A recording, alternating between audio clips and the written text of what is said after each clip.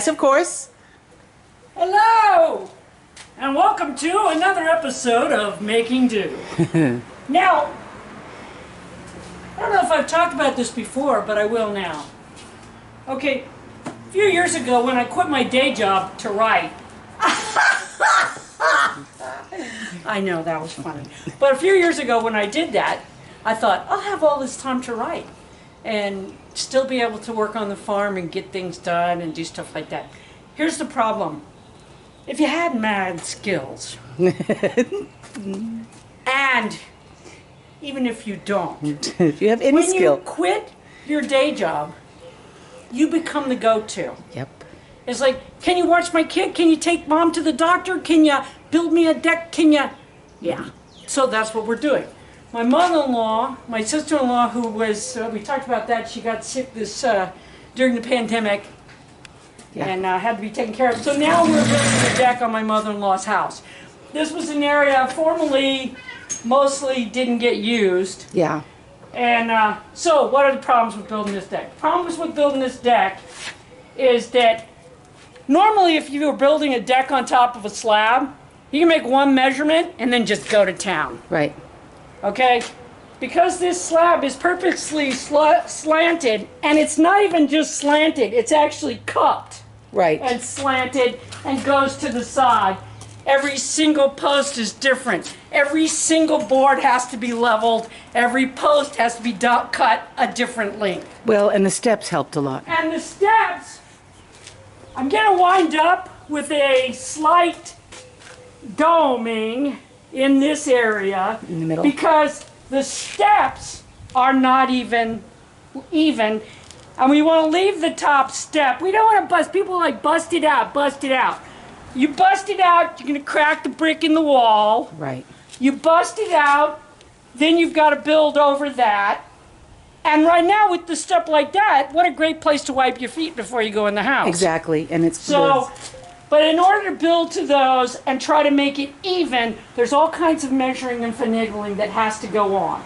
So Okay, how long have so you been working on this? I started this yesterday at 1 o'clock in the afternoon. Yeah.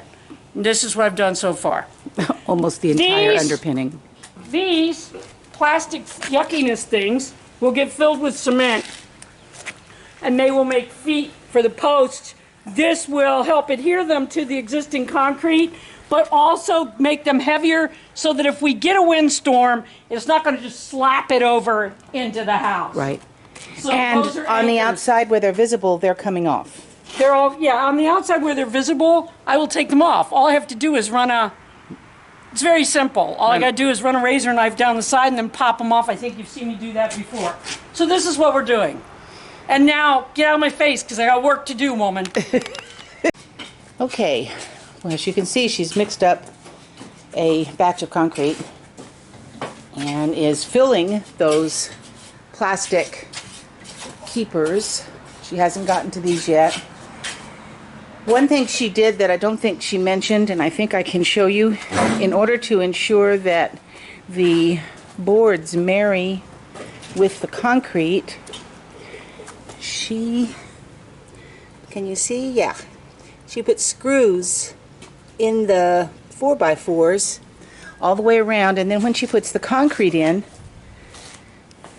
it'll work like an This is my favorite thing, by the way. This is why I am the sculpture body of sexuality. the stepping over everything. Yep. Lots of ash shots. It's wonderful. Well, that's what happens when you see it opens. Perfect. Oh, there is a Clean out. there's a clean out port there. The fireplace in this house used to be a wood burning fireplace, and it could be again. It's been converted to gas, and my mother was concerned, because my dad had been concerned before he died, that not be completely covered up. So even though the deck will go over it, the space underneath it is such that it's very easy to get under there and access it. So anyway, we'll talk later. Okay, so you may be asking, why didn't I used to use deck blocks, especially since I didn't have to pay for materials? Well, my mother-in-law still had to pay for materials. Deck blocks are expensive, And when you use deck blocks, your posts are just setting in them. We have had nothing but tornadoes and wind. Okay? I don't want this deck to flip. When I'm doing these, when I'm pouring these, this is what I'm doing. These big ass screws, I'm screwing them into the bottoms. Then when I pour the concrete around them, they'll hopefully stick to the original concrete. So that's one way that it's holding. But these screws, kind of like rebar. No, not like rebar. Okay. Rebar is for structure. Okay. This is to hold it so it doesn't pull out. Okay. So when I pour these full of cement, now it's not going to pull out, and it's going to be solid. So that's why I'm doing that. And you decided to do a form. And again, when I'm doing that, you can see why I'm pouring that corner the way I am. Yeah. That corner needs to be, the old concrete's deteriorated. I just want that outside corner. Again, it's a wind thing. I don't want the wind to be able to pick it up. It picks it up mostly on the outside corner. That's why that's a much bigger container. Right. But I had a container down there, and I decided, no, I want it to be even. Well, and this is going to be the ramp, and it's going to have all kinds of heavy weight in have a it. great big Slab on the bottom, yeah. should hold. That's why there's nothing on this one or this one, not just because of the way it looks, but because I'm going to pour a ramp here, and underneath the ramp where you can't see it is going to be a huge slab of concrete. Okay. So, and all of the concrete I spent, maybe the cost of 5 deck blocks. Good? She couldn't be happy about all this. Poor thing. It's all done good now.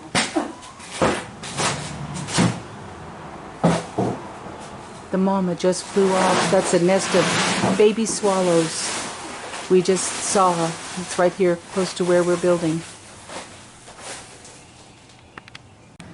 The mama's back. I'm trying to get in there to show you. She has some very hungry babies. They're so cute.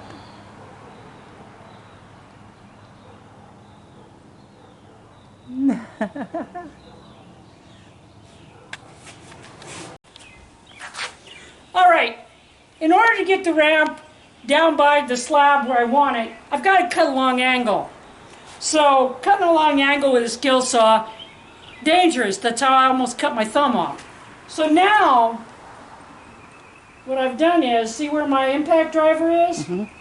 I just put a screw in the end of it to hold it. So nobody has to hold it. I don't have to try to hold it with it jumping all over the place. I just put a screw in it, then I can cut the line.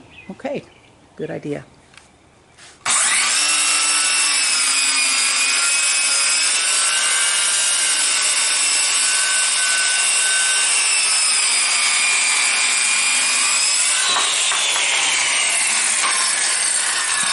Alright, so now, after I cut it, it's as simple as go and take the screw out.